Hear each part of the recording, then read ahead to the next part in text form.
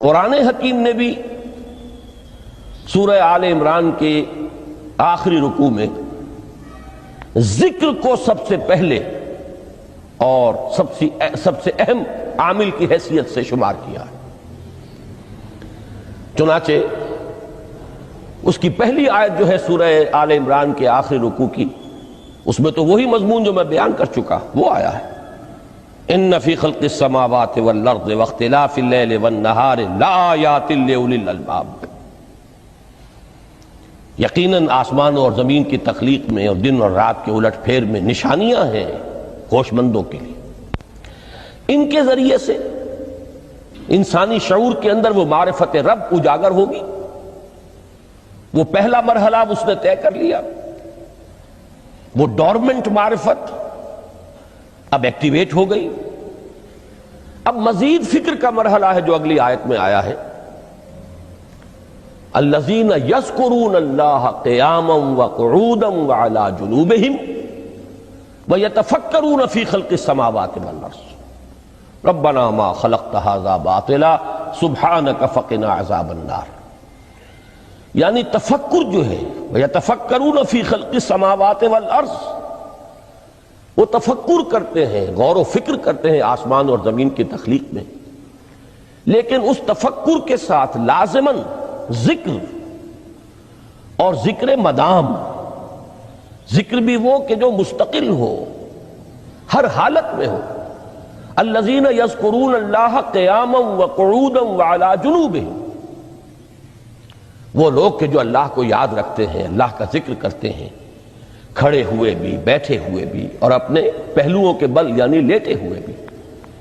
اب ان تین کے سوا تو کوئی پوزیشن انسان کی نہیں ہے، اسی کا نام ہے دوام ذکر۔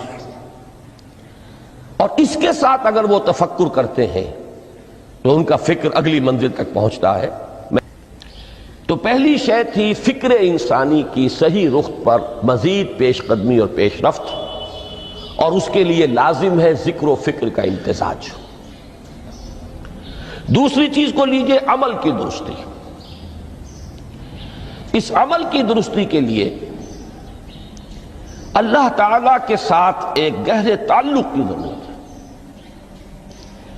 اس لیے کہ صبر کی بحث میں یہ مضامین شاید آپ کے سامنے آ گئے ہوں کہ صبر، جہاں مصیبت پر صبر ہوتا ہے، تکلیف پر صبر ہوتا ہے، اللہ کے احکام پر جمنا یہ بھی صبر ہے، نفس کی خواہشات کی باغ کو تھام کر رکھنا، کھینچ کر رکھنا یہ بھی صبر ہے، اور استقامت، کسی شے پر قائم رہنا یہ بھی صبر ہے۔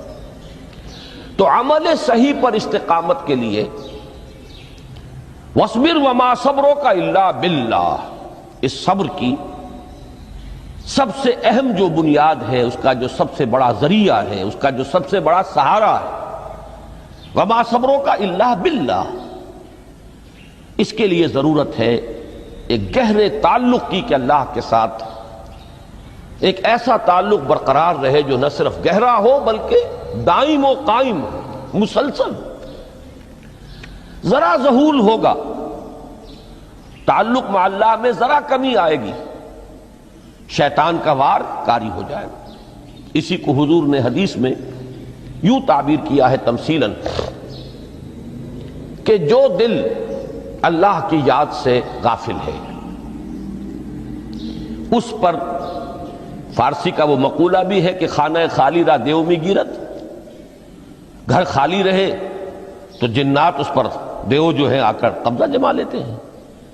تو خانہ قلب جو ہے اگر یاد خدا بندی سے خالی ہو گیا تو شیطان ابلیس لعین اپنی تھوتنی ٹکا دیتا ہے۔ یہ لفظ آتا ہے سور کے منہ کے لیے تھوتنی، جس طرح اس کا نکلا ہوا سا منہ ہوتا ہے آگے، تو یہ لفظ استعمال کیا گیا کہ وہ اپنی تھوتنی انسان کے دل پر جما کر اور پھوکے مارنی شروع کر دیتا ہے۔ تو شیطان کو موقع ہی تب ملتا ہے جب انسان کے تعلق مع اللہ کے اندر کمی ہو، وہ خانہ بالکل خالی ہو گیا ہو یا اتنا ضعیف ہو گیا ہو کہ کل عدم ہو جائے، گویا کہ نہیں۔ تیسری چیز کی طرف آئیے روحانی ترقی. روحانی ترقی کے لیے میں ایک اصطلاح کے سامنے لا رہا ہوں. اس سے مراد کیا ہے؟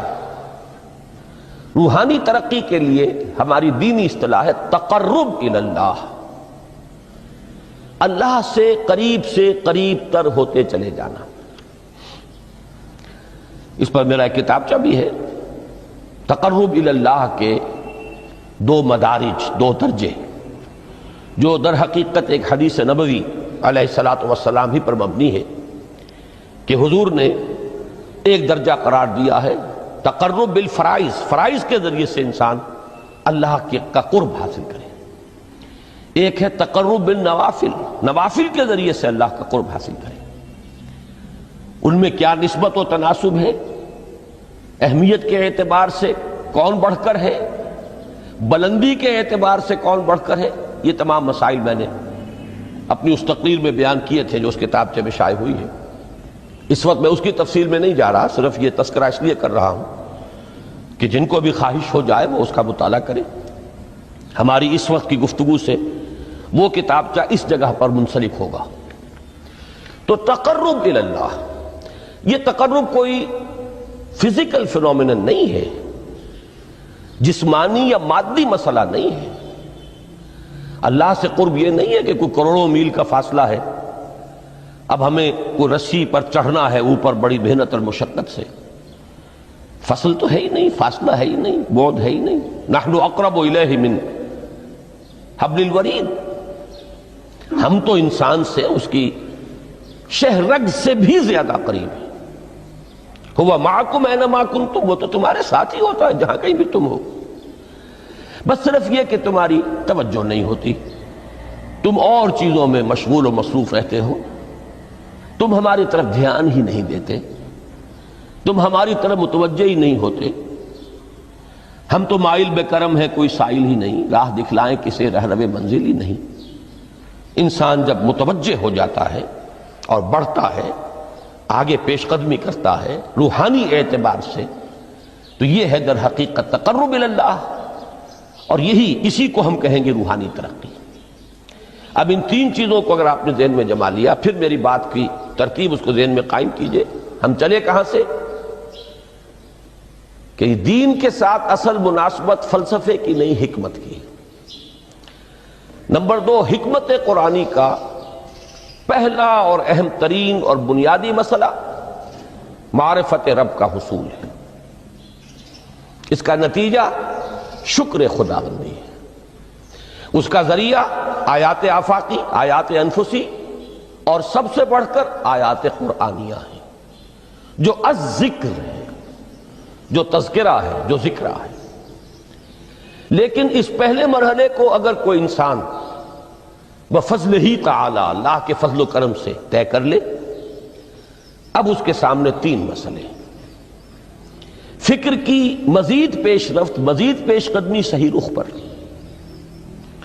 اس کے لیے ذکر اور فکر دونوں کا امتزاج لازمی ہے. فقر قرآن اختلاط ذکر و فکر. الذین یذکرون اللہ قیاما وقعودا وعلی جنوبہم ویتفکرون فی خلق السماوات والارض. دوسری شے عمل کا درست رہنا، نہ افراط و تفریط ہو، عدم توازن ہو، نہ انسان نفس سے مغلوب ہو جائے، نہ انسان جذبات کی رو میں اندھا ہو جائے، نہ انسان ماحول سے مرعوب ہو کر متاثر ہو جائے. صحیح رخ پر اس کا عمل. نمبر 3، روحانی ترقی، جو اصل حاصل ہے، جو اصل مقصود ہے. نمبر 2 چیز کے لیے تعلق مع اللہ ضروری، نمبر 3 کے لیے تقرب الی اللہ ضروری. اب غور کیجئے، ان تینوں چیزوں کا بڑا گہرا تعلق ہے نماز کے ساتھ. ان تینوں کے لیے ستون کی حیثیت نماز کو ہے. لہذا ایمان کے بعد یا معرفت رب کے بعد حکمت دین کا اہم ترین مسئلہ نماز، صلاۃ. اس لیے کہ ایک طرف یہ انسان کو اللہ کے ساتھ ایک گہرے تعلق کا ذریعہ فراہم کرتا ہے.